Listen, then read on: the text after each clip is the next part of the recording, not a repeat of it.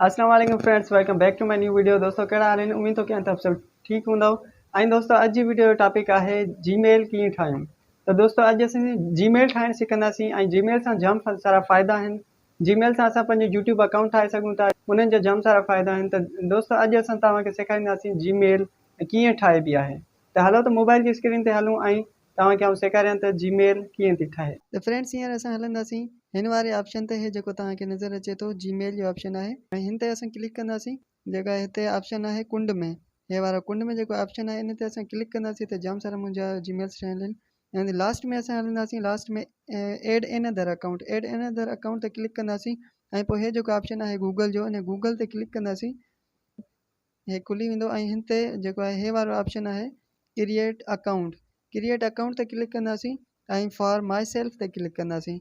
ऐं पोइ हिते पंहिंजो फर्स्ट नेम ऐं सेकेंड नेम, जीअं मिसाल आहे मुंहिंजो नालो आहे जुनैद अहमद, जुनैद हिते लिखंदासीं, अहमद हिते लिखंदासीं। मिसाल आउं लिखी थो वठां। त फ्रेंड्स मूं पंहिंजो नालो लिखी वरितो आहे ऐं हिते कंदासीं नेक्स्ट, नेक्स्ट जो ऑप्शन आहे हुन ते क्लिक कंदासीं। ऐं पोइ हिते ॿियो हिकु बेसिक इंफॉर्मेशन जो ऑप्शन आहे, हिते जेको आहे पंहिंजी बर्थ डेट लिखणी आहे। त फ्रेंड्स हिते आउं पंहिंजी डेटा लिखी वरिती आहे 30 जुलाई 2001 ऐं जेंडर आहे मेल। त पोइ असां नेक्स्ट जो ऑप्शन आहे हेठि, नेक्स्ट जो ऑप्शन ते क्लिक कंदासीं ऐं क्लिक करण खां पोइ हिते जीमेल जो ऑप्शन आहे, त असां पंहिंजी जीमेल जेको आहे उहो लिखी सघूं था। ऐं हिकिड़ी जीमेल पंहिंजी ठाहिणु चाहियां थो, जीअं मिसाल जे तौर ते मुंहिंजी जीमेल आहे जुनैद अहमद, जुनैद अहमद लिखण खां पोइ हिते को बि अंग ॾींदासीं, मिसाल जे तौर ते 1 2 3 1, ठीकु आहे। ऐं इहो जीमेल ठाहिणु थो चाहियां, त पोइ हिते नेक्स्ट जो ऑप्शन आहे, नेक्स्ट ते क्लिक कंदासीं।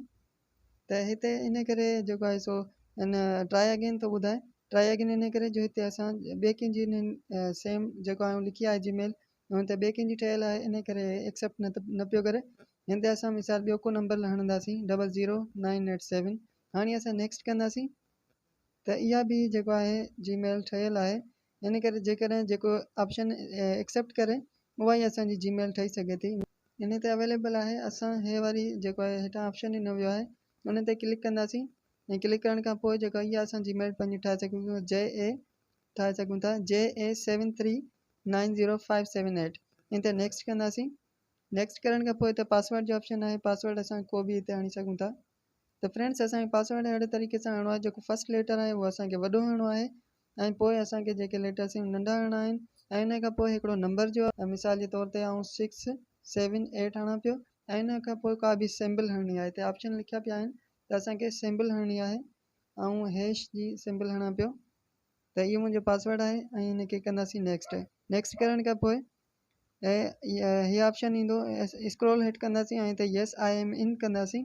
ऐं इन खां पोइ इहे असांजी जीमेल ठही चुकी आहे।